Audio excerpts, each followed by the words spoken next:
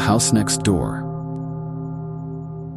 When the Johnson family pulled up to the curb of 46 Mayfield Street, it was the first sunny day they'd seen in weeks. The summer had been unforgiving, heat pressing down like an iron fist, and the skies had remained stubbornly overcast. But today, as the moving van trundled behind their minivan, the sun seemed to cast a welcoming glow over their new home. "Look at this place, Jenna," Greg Johnson said to his wife, barely able to suppress his excitement. Two-story house was larger than their old one, with a neatly trimmed lawn and an inviting front porch. A dream come true, especially with the deal they had managed to strike. Too good to be true, really. "I can't believe we actually own this," Jenna replied, her voice a mix of awe and disbelief. "Perfect." In the back seat, their two kids, Emily 13 and Max 8, were less impressed. "Do we have to live here?" Emily grumbled. She was at that age where any change was the enemy. Greg ignored her. He was too wrapped up in his excitement. "It's going to be great, Em.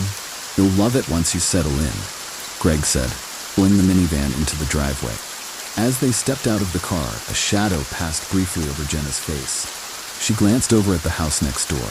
Unlike their new home, it was smaller, older, and the paint on the siding was peeling away in strips. The windows were dirty, almost like they hadn't been cleaned in years. "Looks like the neighbors need to take better care of their place," she muttered under her breath. Greg gave it a cursory glance. Who cares? We've got a fresh start here." The first couple of days went by in a whirlwind of unpacking boxes, settling in, and getting the kids registered at their new schools. Greg had to return to work after a week, leaving Jenna to handle the last of the unpacking and organizing. It was on one of these quiet mornings when she first noticed it. Feeling of being watched. She was standing in the kitchen, sipping her coffee and looking out the window that faced the neighbor's house. For just a moment, she thought she saw movement in one of the upstairs windows. A shadow darted past the glass. She squinted, her heart skipping a beat. Nothing. No one. "Probably just my imagination," she said aloud, trying to shake off the eerie sensation. Still, she couldn't help but glance at the house again. The blinds were drawn and everything seemed still. Maybe the neighbors were reclusive or something. The odd feeling persisted throughout the day, a vague unease that clung to her, even as she went about her errands. That night, after dinner, Greg was in the living room reading a book. Kids were upstairs playing video games, and Jenna decided to take out the trash. The air had cooled, the oppressive summer heat fading into a comfortable evening breeze. She stepped out onto the back porch and heard a faint rustling sound from the neighbor's yard. "Hello?" she called out instinctively. No answer. The only response was the chirping of cricket. Suddenly, the motion sensor light in the neighbor's backyard flickered on. Startled, Jenna froze. She could have sworn she'd seen a figure standing just at the edge of the light near the fence. But when she blinked, it was gone. She rushed back inside, shutting the door behind her with a sharp bang. "Everything okay?" Greg called from the living room. "Yeah," she replied, her voice a little shakier than she intended. "Just thought I saw something outside." It was a few weeks later that things really started to get strange. Items began disappearing around the house. It started with small things. Jenna's hairbrush, one of Max's toy cars, Emily's favorite hoodie. At first, they thought it was just misplacement.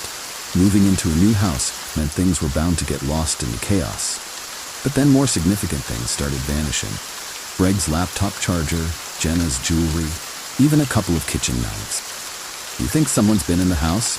Greg asked one night as they lay in bed. His voice was low, cautious, like he didn't really want to believe it. Jenna shook her head. "The doors are always locked. Windows, too. It doesn't make sense."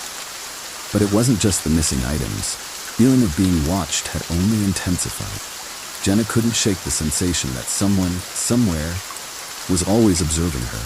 She started drawing the curtains during the day, refusing to look out toward the neighbor's house anymore. Then one night, it all came to a head. Jenna was up late, folding laundry in the living room while Greg slept upstairs. She heard it. Faint creak of a floorboard from the kitchen. She froze, the hairs on her neck standing on end. "Greg?" she called out, her voice barely above a whisper. No response. She stood up slowly, her pulse pounding in her ears. As she crept toward the kitchen, she heard another sound. Faint, shuffling noise, like someone moving very carefully, trying not to be heard. Her heart slammed in her chest as she peeked around the corner. Kitchen was empty, but then her eyes fell on the pantry door. It was ajar. She was sure she had closed it earlier. Taking a deep breath, she stepped forward, her hand trembling as she reached for the door handle. With a swift motion, she yanked the door open. Nothing, just shelves lined with cans and boxes of food. She let out a shaky laugh, relieved. "I'm losing it," she muttered to herself. But as she turned to go back to the living room, she noticed something on the floor. A thin trail of dirt leading from the pantry to the basement door. The next morning, Jenna told Greg everything. "Something's not right here," she said, her voice edged with desperation. "Keep hearing things, seeing things, and now there's dirt, like someone's been coming up from the basement." Greg frowned, glancing down at his coffee. "I'll take a look down there today. Probably just an old house, you know? Creaky floors, stuff settling. We've been on edge with the move and everything." Jenna wasn't convinced. She nodded, grateful that he at least believed her enough to check. Greg spent most of that Saturday in the basement, knocking on walls, checking for leaks, anything that could explain the strange occurrences. But he found nothing out of the ordinary. At least, that's what he told Jenna. That night, after the kids had gone to bed, Greg sat Jenna down in the living room. "Look, I didn't want to scare you earlier," but he hesitated, rubbing the back of his neck. "There's something weird going on down there." "What do you mean?" Jenna's stomach dropped. "There's a spot on the floor, like a patch of dirt, like someone's been digging." "Digging? In the basement?" Greg nodded. "I tried to clear it up, but it just keeps coming back. And then I found this." He reached into his pocket and pulled out something small, something that glinted in the light. Jenna gasped. It was her missing earring. "Greg," she whispered, her eyes wide. "What's happening?" The next few days passed in a blur of paranoia. Greg covered the dirt patch with heavy plastic and moved shelves over it, but they both knew it wouldn't stop whatever or whoever was down there. Then, late one night, the final piece of the puzzle fell into place. The house was quiet. Too quiet. Jenna was lying in bed, staring up at the ceiling when she heard it. A soft, rhythmic scratching noise, like something was moving just below the surface. She bolted upright and shook Greg awake. "You hear that?" He listened, face pale. "It's coming from the basement." Together, they crept down the stairs, flashlights in hand. The scratching grew louder as they neared the basement door. Greg reached out, hand shaking, and turned the knob. The door swung open with a long, agonizing creak. For a moment, they stood frozen, staring into the darkness. Then Jenna pointed her flashlight toward the floor, toward the spot Greg had covered earlier. Plastic was ripped open, dirt was scattered across the floor, and in the middle of it, a small, dark hole yawned like an open mouth. "What the hell?" Greg muttered, stepping closer to the hole in the basement floor. Suddenly, the scratching stopped. For a long moment, there was only silence. Jenna, standing just behind him, held her breath, her heart pounding in her chest. They exchanged a nervous glance, unsure of what to do next. Then, from deep within the hole, there came a faint, muffled sound. It wasn't a voice. It was breathing. Slow, deliberate, heavy breathing. Greg's face drained of color as the realization hit him like a freight train. "Someone's down there," he whispered, his voice barely audible. Jenna's grip on his arm tightened. "Greg, we need to get out of here," she said, panic creeping into her voice. But Greg didn't move. His flashlight shook as he shone it into the hole. The beam cut through the darkness, revealing dirt and the rough outline of what looked like a tunnel leading deeper under the house. Suddenly, there was movement. Figures shifted in the shadows, and before Greg could react, something or someone scrambled out of sight, retreating down the tunnel. "Holy shit," Greg breathed, stumbling back. "Someone's been living down there." Jenna's heart leapt into her throat. What are you talking about?" "The tunnel, Jenna. There's a tunnel under our house. Someone's been sneaking in." Without waiting for a response, Greg darted back up the stairs, pulling Jenna with him. As soon as they reached the top, he slammed the basement door shut and locked it. "We need to call the police," Jenna gasped, her mind racing. He could be anywhere. Police arrived within minutes. lights flashing, their presence a brief but comforting reminder that they weren't alone in this nightmare. Greg led the officers down to the basement, showing them the hold, tunnel that burrowed beneath their house. One of the officers knelt down by the opening, shining his flashlight into the blackness. "Looks like it's been here for a while," he muttered. "Could go straight to the neighbor's property." Greg and Jenna exchanged horrified glances. "He's been living down there this whole time," Jenna said, her voice barely a whisper. "He's been watching us." The officer stood up and turned to his partner. "We need to search the area. He's still in the tunnel. He could try to escape through another exit." It didn't take long to confirm their worst fears. The tunnel led directly to the neighbor's house, the rundown, neglected house that had always given Jenna an uneasy feeling. Officers broke through the front door to find it abandoned, empty, except for a few pieces of old furniture and a foul smell lingering in the air. But they weren't alone. As the officers searched the house, Jenna stood on the sidewalk, clutching Greg's arm. She felt a cold chill run down her spine. Then she saw it, flicker of movement at the side of the house, a shadow darting between trees in the yard. "There," Jenna screamed, pointing. "He's getting away." One of the officers took off running, chasing after the shadow, while Greg and Jenna stood frozen, watching as the figure, now clearly visible in the moonlight, ran toward the woods that bordered the street. The figure was tall, lean, with wild hair and clothes caked in dirt. Glanced back just for a second, and Jenna caught a glimpse of his face. Twisted, gaunt visage, eyes wide with desperation. He looked like a man who had lived in darkness for far too long. Police officer was fast. The figure was faster. He disappeared into the trees, vanishing into the night as though the shadows had swallowed him whole. Hours later, after the police had searched the area and come up with nothing, Greg and Jenna sat in the living room, exhausted and shaken. Kids had been sent to stay with Jenna's sister for the night, leaving the house eerily quiet. "They didn't find him," Greg said, his voice hollow. "He's still out there." Jenna shivered, pulling a blanket tighter around her shoulders. "Do you think he'll come back?" Greg shook his head, though he didn't seem convinced. "No, he knows we're on to him now. He won't risk coming back here." But Jenna wasn't so sure. She couldn't shake the feeling that this wasn't over. Somewhere out in the dark, the man was still watching, waiting for his chance. The Johnsons moved out of the house a week later. Despite the police's assurances that the tunnel had been sealed and the house was safe, they couldn't bear to stay. The thought of living in a place where someone had been watching them, living under their feet without them knowing, was too much to handle. As they packed up the last of their things, Jenna glanced one last time at the neighbor's house. Still abandoned, still empty. Or so it seemed. For a brief moment, she thought she saw something. Flicker of movement behind one of the windows, a shadow shifting in the dim light. She blinked, and it was gone. But as they drove away, leaving 46 Mayfield Street behind, Jenna couldn't shake the feeling that the man hadn't truly left. He was still out there somewhere, waiting for the next family to move in. And when they did, he'd be ready.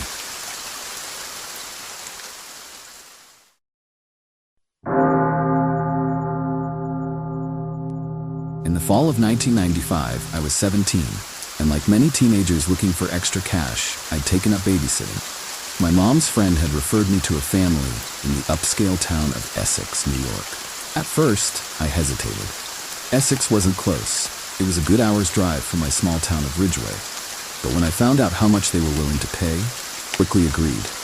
The family lived in a massive Victorian-style home on the edge of a forest. My mom, upon hearing I'd be babysitting in Essex, immediately raised an eyebrow. Essex, huh? That's where the old money folks live. Big houses, big secrets. I shrugged it off, chalking it up to my mom's usual conspiracy theory talk. But when I finally drove out there, I understood what she meant. The place was enormous, towering over the surrounding trees like a relic from another era. The house had that strange, haunted quality about it, like a painting that's been faded by time. I arrived at dusk. The last rays of sunlight stretched long shadows across the driveway as I parked my beat-up car next to their sleek black sedan. I walked up to the door and was greeted by Mrs. Fairbanks, a tall, elegant woman with a graceful smile. Her husband, Mr. Fairbanks, was just as welcoming, but in a more reserved way. "Thank you so much for coming, Amelia," Mrs. Fairbanks said, her voice light and melodic. "Oliver's already eaten dinner, and he should be in bed by 9, but he's a quiet boy, so I don't imagine you'll have any trouble." I smiled, but something about her tone caught me off guard. There was a tightness in her voice, a small tremor that suggested she was holding something back.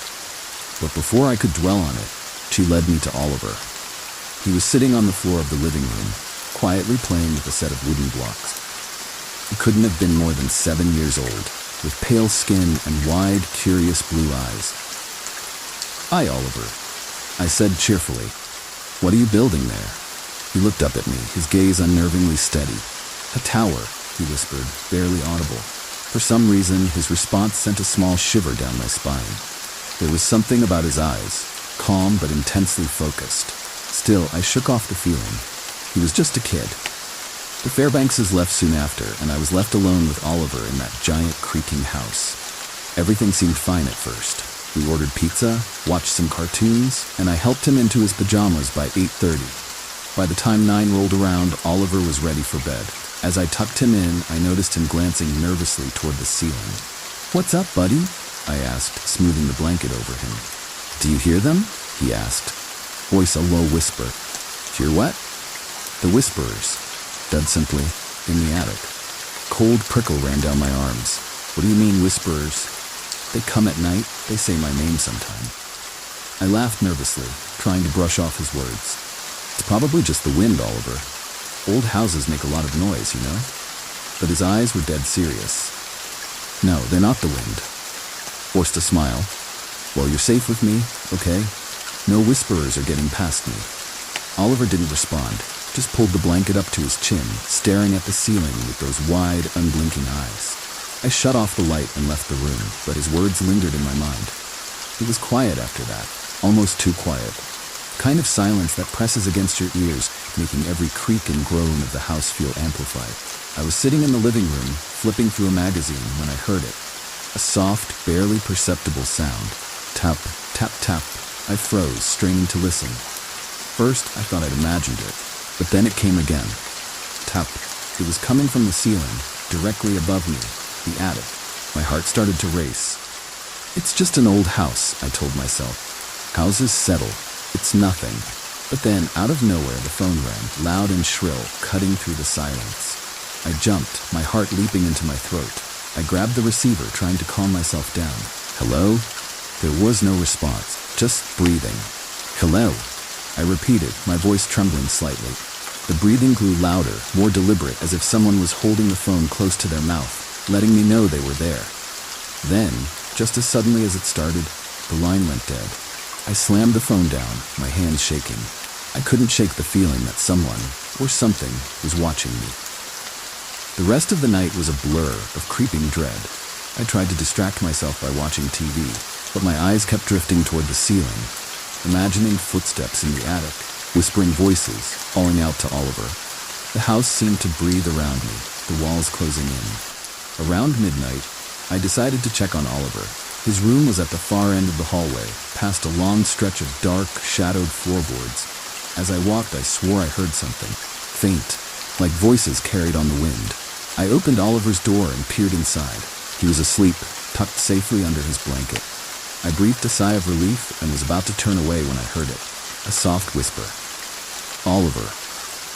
I froze, every hair on my body standing on end. The whisper hadn't come from the room, it had come from the ceiling. Slowly, I backed out of the room and shut the door, my heart pounding in my chest. I needed to get out of there. I didn't care if it made me look crazy. Something was very wrong in that house. I grabbed the phone, ready to call the Fairbankses, but when I lifted the receiver, there was no dial tone. Just silent. Panic set in. Phone was dead. Suddenly, the lights flickered, casting strange, jumping shadows across the room. And then, from the attic, I heard a soft thud, like something heavy being dragged across the floor. I backed away, my breath coming in short, ragged gasps. I had to get out of here. I raced to the front door. When I grabbed the handle and twisted, wouldn't budge. Pulled harder, but it was like the door was glued shut. It was trapped. Thud, thud. The sound was getting louder, closer. It wasn't just in the attic anymore. It was coming down the stairs. My mind raced. Think, Amelia. Think. There had to be another way out. The back door, maybe? Windows? But before I could make a move, heard a voice. A soft, lilting whisper. Amelia. My blood ran cold. They knew my name. The lights flickered again, and when they came back on, I saw them. Silhouettes at the top of the stairs. 4 of them, shadowy and tall, their eyes glowing faintly in the dim light. They didn't move, just stood there watching me. And then, as if on some silent command, they started to descend the stairs, slowly, deliberately. I backed into the living room, my mind screaming at me to run, but my feet felt rooted to the floor. The figures drew closer, their whispers filling the air, echoing in my mind. And then, just as they reached the bottom of the stairs, the front door burst open. I screamed, turning toward the sudden flood of light.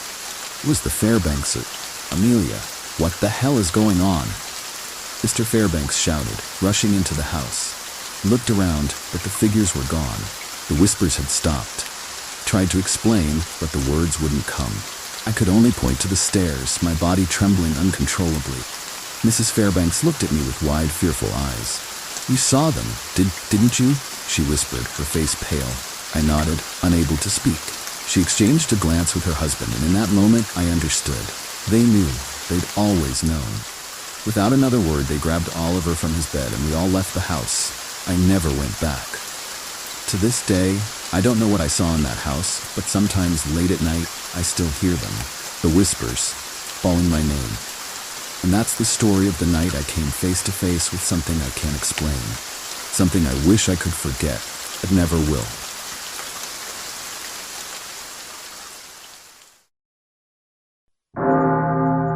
The Silent Wall. The Johnson family was ready for a new beginning. After years of scrimping and saving, Dan and Lisa had finally managed to purchase their dream home. A large, old Victorian-style house that sat just outside the small town of Millersville, deep in the heart of New England.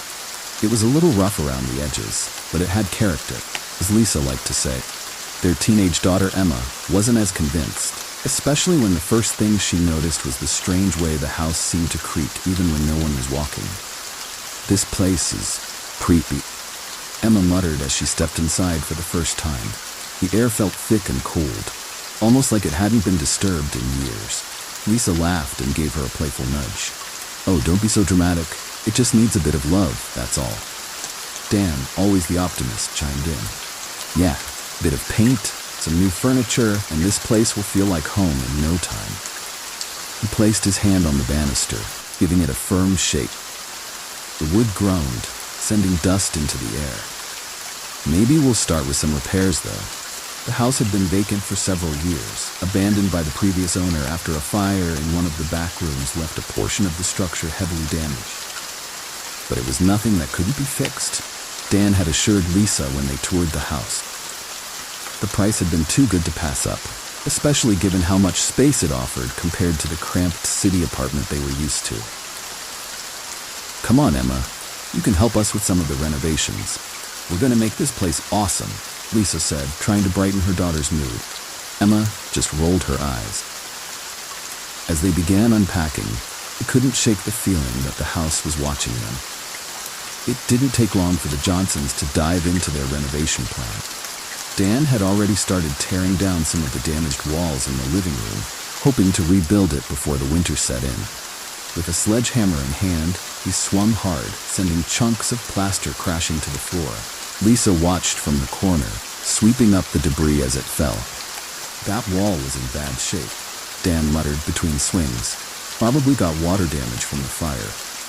Let me know when you get to the studs, Lisa replied, focusing on the task of clearing away the old, cracked plaster.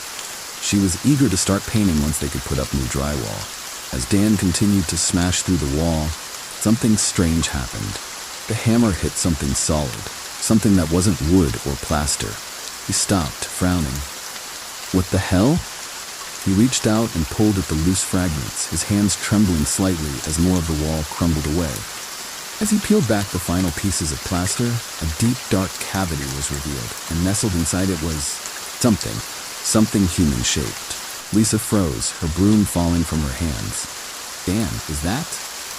Dan's heart pounded in his chest as he reached into the hole and dragged out what could only be described as a nightmare.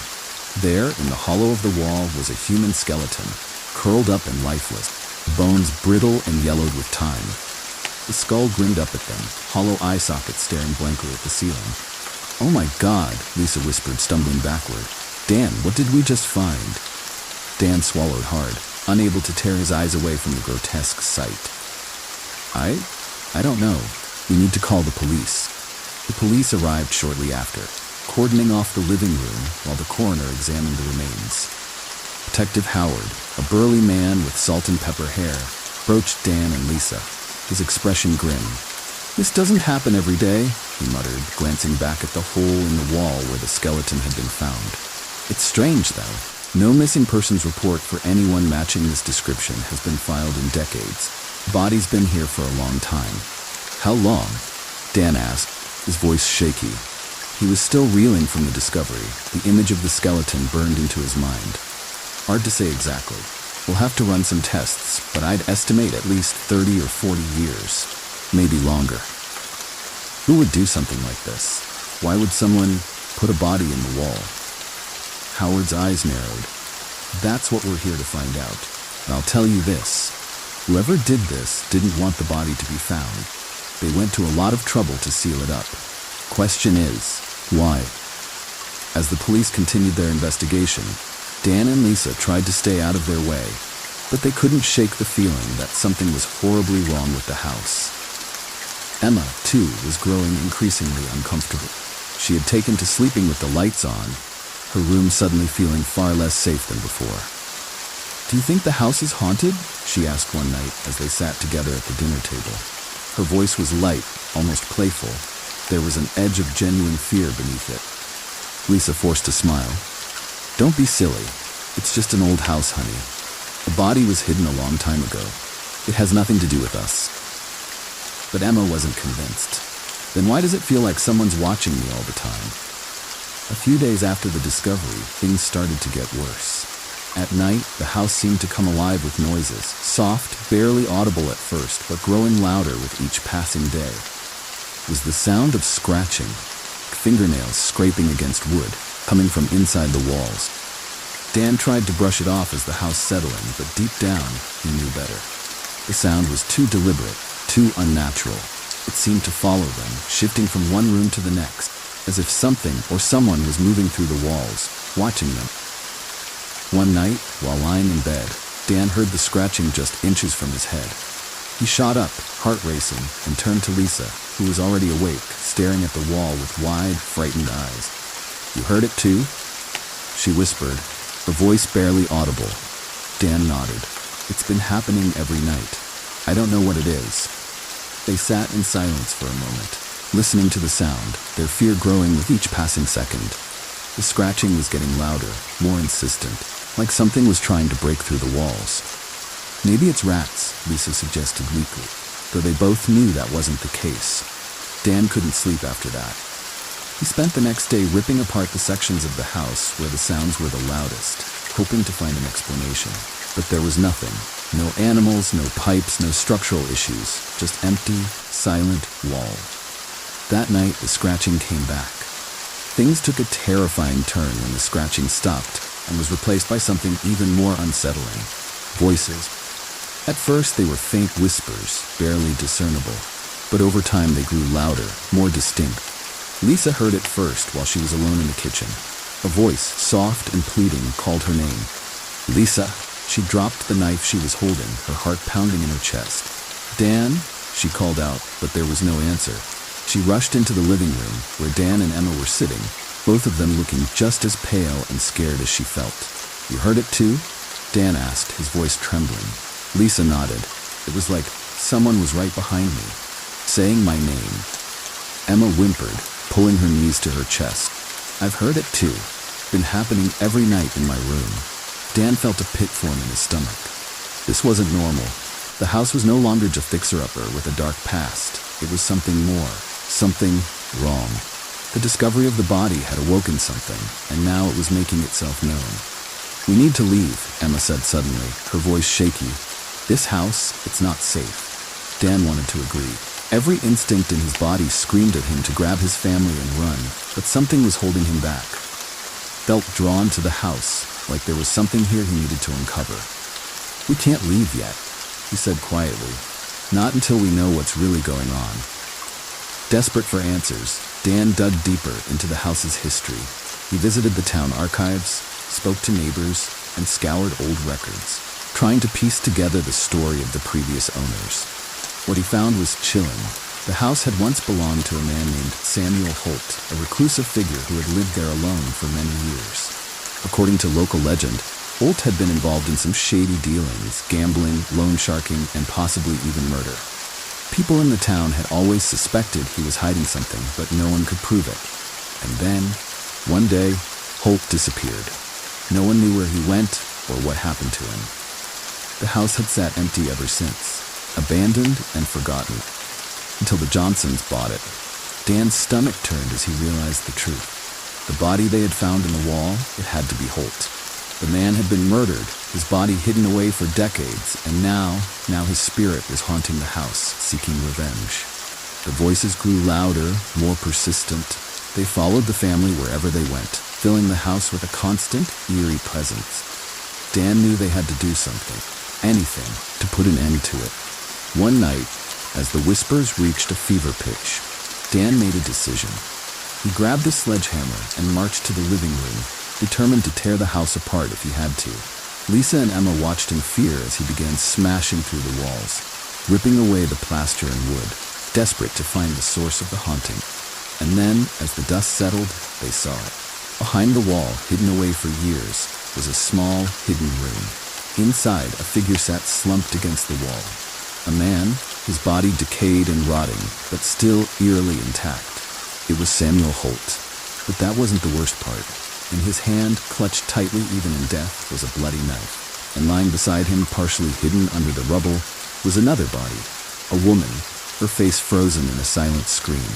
Lisa gasped, her hand flying to her mouth. Oh my God, there were two of them. Dan's heart pounded in his chest as he realized the truth. Holt hadn't just been murdered. He had killed someone, and then sealed both their bodies inside the walls to hide the evidence. And now, their restless spirits were trapped here, seeking justice. The walls began to shake, the air growing thick with tension. The whispers turned into screams, filling the house with an overwhelming sense of dread. "We have to go," Emma cried, her voice shaking with terror. Dan didn't need to be told twice.